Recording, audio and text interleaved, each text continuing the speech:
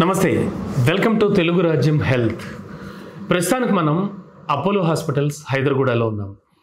ఇవాళ ప్రముఖ plastic surgeon and cosmetic surgeon doctor M Sridharan గారితో పాటు ఉన్నాం. మనం సార్తో మాట్లాడదాం. అసలు కాస్మెటిక్ సర్జరీ యొక్క ఇంపార్టెన్స్ ఏమిటి, కాస్మెటిక్ సర్జరీ ఎవరికి చేస్తారు, ప్లాస్టిక్ సర్జరీ అంటే ఏంటి, దానివల్ల ఉపయోగాలు ఏమిటి, ప్లాస్టిక్ సర్జరీ చేయించుకున్న వాళ్ళు ఖచ్చితంగా కొన్ని నియమ నిబంధనలు పాటించాలా, వాళ్ళు లైఫ్ లాంగ్ చాలా చక్కగా ప్లాస్టిక్ సర్జరీ అనంతరం కూడా జీవితాన్ని బాగా గడపచ్చా, ఇవన్నీ కూడా అంటే మనకి తెలియని ఎన్నో విషయాలు ప్లాస్టిక్ సర్జరీలో ఉన్నాయి. అవన్నీ కూడా సార్ని అడిగి సార్ మాటల్లో విందాం. డాక్టర్ గారు నమస్తే అండి. నమస్కారం అండి. డాక్టర్ గారు, ఇప్పుడు ఫిమేల్స్ గురించి, సెలబ్రిటీస్ గురించి, బ్రెస్ట్ ఇంప్లాంట్స్ గురించి, సిలికాన్ ఇంప్లాంట్స్ గురించి మాట్లాడుకున్నాం. బట్ ఇప్పుడు మీరు చెప్తుంటే నాకు మేల్స్లో కూడా బ్రెస్ట్ ఎక్కువైపోయిందని సర్జరీస్ చేయించుకునే వాళ్ళ సంఖ్య పెరిగిపోతుంది అంటున్నారు. ఇది ఎప్పటి నుంచి జరుగుతోంది అండ్ వాళ్ళు చేయించుకునేటువంటి సర్జరీ ఏమైనా కాంప్లికేటెడా, అండ్ వాళ్ళ సర్జరీ తర్వాత వాళ్ళ రెస్ట్ ఆఫ్ లైఫ్ బాగానే ఉంటుందా, ఎందుకని అంత ఎక్కువగా ఈ మధ్య కాలంలో వస్తున్నారు మీ దగ్గరికి? అంటే ఒకటి వచ్చి అవేర్నెస్. అంటే ఇంతకు ముందు వచ్చి నార్మల్గా ఒక 20 years బ్యాక్ చూసుకున్నాం అనుకోండి, చాలామందికి వచ్చి చెస్ట్ కొంచెం అబ్నార్మల్గా ఉండిద్ది. So they accept. సో వాళ్ళకి ఇది ఒక అబ్నార్మాలిటీ అనేది తెలియదు, ఒక variation of the body size అని అనుకుంటారు ఒకటి. ఇంకొకటి వచ్చి వీటికి ఒక ట్రీట్మెంట్ అనేది ఉంది అన్న అవగాహన లేదు. అది కూడా ఉంది రెండు పక్కల. సో ఇప్పుడు ఏంటంటే సోషల్ మీడియాలో ఈయన వచ్చిన తర్వాత ఏదైనా సరే మనం గూగుల్లో వచ్చి మనం ఒక క్వశ్చన్ అడిగాం అనుకోండి, ఆన్సర్లని వెంటనే వచ్చేస్తూ ఉంటాయి. సో దీని మూలంగా ఏంటంటే వాళ్ళు ఎవరు ఒక డిప్రెషన్కి లోన్ అయ్యి ఒక సెల్ఫ్ కాన్ఫిడెన్స్ లేకుండా నా యొక్క అపీరెన్స్, ఎక్స్టర్నల్ అపీరెన్స్ బాగా లేదనేసి వీళ్ళకి మెయిన్గా ఏంటంటే మోటివేషన్ ప్రాబ్లమ్స్. అంటే ఇప్పుడు ఏదైనా ఒక పబ్లిక్ మీటింగ్లో ఏదైనా ప్రెజెంటేషన్ చేయాలి, ఒక గ్యాదరింగ్కి వెళ్ళాలి, డ్రెస్సులు వేసుకునేటప్పుడు వచ్చి లూజ్ షర్ట్స్ వేసుకొని 2 sides పాకెట్స్ ఉండే వేసుకొని బయటికి తెలియకుండా ఉండేదానికి లోపల టైట్ డ్రెస్ వేసుకొని బయట మేనేజ్ చేయటం ఒక మాత్రం కరెక్ట్గా చెప్పారు. సో ఇవన్నీ మనం అనలైజ్ చేసామనుకోండి, surgery is very straightforward, very simple surgery. అసలు ప్రాబ్లం లేని సర్జరీ అసలు అంటే బేసికలీ వచ్చి ఒక 1 hour సర్జరీ అనేది సేమ్ ఇందాక లైపోసక్షన్ చేసినట్టుగానే వాటిల్లో కూడా మనము వచ్చి హెల్త్ ఫిట్నెస్ అనేది తీసుకొని these are safe surgeries. So ఏది మనం ఒక పద్ధతి ప్రకారంగా ఒక ప్రోటోకాల్స్ ఫాలో అయ్యి మనం చేసుకున్నాం అనుకుంటే a surgery safe surgeries, as long as you see the qualified surgeon ఒకటి అండ్ క్వాలిఫైడ్ హాస్పిటల్. ఇక్కడ మనం చేసుకున్నామంటే ఏ సర్జరీ అయినా సరే ఏదో డబ్బులు తక్కువగా అయిపోతున్నాయి అనేసి ఒక కాస్మెటిక్ సర్జరీలోనో కాస్మెటిక్ సెంటర్లో బేసికల్లీ అక్కడ అన్ని ఎక్విప్మెంట్స్ ఉండకపోవచ్చు. ఏదైనా అనస్థీషియా పరంగా ఏదైనా సర్జరీ పరంగా ఏదైనా ఇబ్బంది వచ్చిందనుకోండి, బ్యాకప్ ఫెసిలిటీస్ ఉండదు. సో అటువంటివి కాకుండా ఇది చేసుకుంటే చాలా సేఫ్ సర్జరీస్. సో మేల్స్లో వచ్చి చాలా కామన్ సర్జరీ గైనకోమాస్టియా సర్జరీ. దీంట్లో ఎట్లా అంటే 100% గ్యారంటీ నేను చెప్పగలను, ఆ గ్లాండ్ ఏది అబ్నార్మల్గా పెరిగిందో అది టోటల్గా మనం తీసేస్తాం. సో చెస్ట్ అనేది ఒక చక్కటి రూపంలోకి వచ్చేస్తారు వాళ్ళు. రూపం నేను చెప్పేదానికన్నా ప్రాక్టికల్గా చెప్పాలంటే వాళ్ళు దానికి ముందు ఒక టీషర్ట్ వేసుకున్నప్పుడు చెస్ట్ ఏది అబ్నార్మల్గా కనపడిద్దో అదే టీషర్ట్ సర్జరీ తర్వాత వేసుకుని చూసుకున్నారంటే వాళ్ళ చెస్ట్ ఫ్లాట్గా ఉండేది. ఏ ఆకారం కొద్దీ వాళ్ళు డిప్రెషన్కు లోన్ అయ్యి వాళ్ళు ఫీల్ అవుతుండారో అయిపోతాయి. So basically confidence levels improve చేసుకునేదానికి it's a very good surgery, gynaecomastia surgery. Sir nowadays ఓవరాల్గా చూస్తే కనుక, అంటే మీరు చెప్పిన 2 రకాల సర్జరీస్లో పక్కన పెడితే కనుక ఓవరాల్గా ప్లాస్టిక్ సర్జరీ గురించి ప్రజలకి ఫైనల్గా ఏం చెప్తారు మీరు? అంటే ఏ విషయానికైనా, అంటే యాక్సిడెంట్కి గురైనా లేకపోతే కొన్ని అబ్నార్మాలిటీస్ ఉన్నా ఏమున్నా కూడా వాటికి సంబంధించి కూడా ఖచ్చితంగా ప్లాస్టిక్ సర్జరీకి వెళ్ళొచ్చా, నిపుణులు సూచిస్తే, అంటే స్పెషలిస్టులు సూచిస్తే కనుక ప్లాస్టిక్ సర్జరీకి వెళ్ళొచ్చా? అండ్ మోర్ ఓవర్ ఏంటంటే చాలా ఎక్కువగా మహిళలపై కానీ, అంటే కొంతమందిపై యాసిడ్ దాడులు అవి జరుగుతూ ఉన్నాయి. అలా జరిగినప్పుడు ఆ స్కిన్ పోయినప్పుడు మళ్ళీ మన స్కిన్ మనం సంపాదించుకోవడం కుదురుతుందా? అంటే యాజ్ ఇట్ ఈజ్ మన రూపం మనకు వస్తుందా ప్లాస్టిక్ సర్జరీలో? మన రూపం ఒకటండి.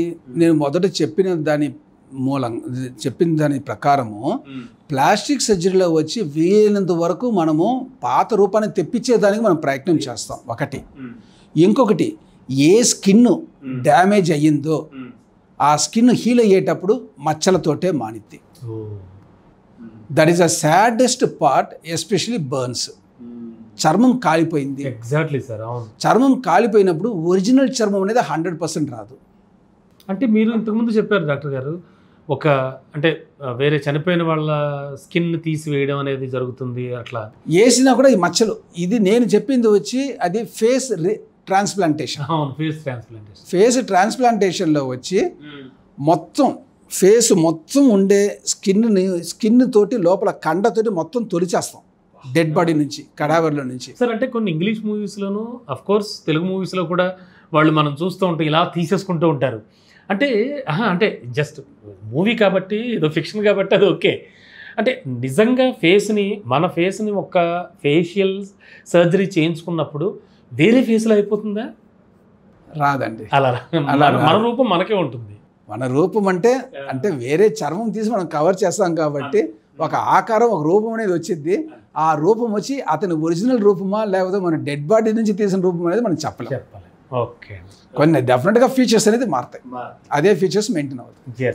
సార్ నవేడేస్ అంటే లాస్ట్ 25 years ముందుకి ఇప్పటికీ జనాల్లో ఈ ప్లాస్టిక్ సర్జరీ పట్ల, రీకన్స్ట్రక్టివ్ సర్జరీ కావచ్చు అండ్ కాస్మెటిక్ సర్జరీ కావచ్చు, ముఖ్యంగా నాకు తెలిసి 2 సర్జరీల్లో కాస్మెటిక్ సర్జరీ వైపే ఎక్కువగా వస్తున్నారండి జనం, ఎక్కువగా బాగా మొగ్గు చూపుతూ ఉన్నారా? అండ్ జనాల ఆలోచనలు కానీ ఎలా ఉన్నాయి ఇప్పుడు? అండ్ ప్లాస్టిక్ సర్జరీ విషయంలో పేషెంట్స్ అవేర్నెస్ కానీ ఎట్లా ఉంది సార్? ఫైనల్గా ఏం చెప్తారు? బేసిక్ ఒక మాట చెప్పాలనుకోండి, ఇప్పుడు కాస్మెటిక్ సర్జరీ దగ్గరకు వచ్చారంటే basically it's cold surgery. Cold surgery in the sense ఒక నార్మల్ హెల్తీ ఇండివిజువల్, వాడికి ఎటువంటి హెల్త్ ఇష్యూస్, హెల్త్ ప్రాబ్లమ్స్ ఏమీ లేవు, అటువంటి వాడు తన ఆకారాన్ని మార్చుకునే దానికి ఏమేమి మార్గాలు ఉన్నాయో వెతికి దాని ప్రకారంగా అప్రోచ్ చేసుకునే సర్జరీస్ మన కాస్మెటిక్ సర్జరీ. సో అవి డెఫినెట్గా 20-30 years బ్యాక్ చూస్తారనుకోండి ఆల్మోస్ట్ చాలా చాలా తక్కువ. ఓన్లీ మీరు అన్నట్టుగా సెలబ్రిటీస్ లెవెల్లోనో లేకపోతే హై ఎకనామికల్లీ మంచి స్ట్రాంగ్గా ఉండేవాళ్ళు అప్పుడు చేసుకునేవాళ్ళు. ఇప్పుడు ఏంటంటే even cost of the surgeries also come down. ఇంతకుముందు అంత ఇదిలు కాకుండా technologies has improved a lot and results are so good. So ఇప్పుడు వచ్చి అవేర్నెస్ కూడా జనాల్లో పెరిగింది కాబట్టి it is even low socio economic group కానీ లేకపోతే middle class people everyone affordable రీచ్లో ఉంది కాబట్టి వాళ్ళు కూడా వచ్చి కాస్మెటిక్స్ చేసుకుంటూ ఉంటారు ఒకటి. ఇంకొకటి రీకన్స్ట్రక్షన్ సర్జరీ దగ్గరకు వచ్చారనుకోండి, that is a more unfortunate thing that it happened after accident అయిన తర్వాత ఇక వాళ్ళ చాయిస్ ఏమీ లేదు. అక్కడ ఏంటంటే తొందరగా రికవరీ అయ్యేదానికి, తొందరగా పుండు మానేదానికి మనం ప్లాస్టిక్ సర్జరీ ఇంటర్వెన్షన్ చేయలేదని అంటే అక్కడ వచ్చి పుండు మానదు. సో అప్పుడు వచ్చి మనం చేయాల్సింది అవన్నీ చేయాలి.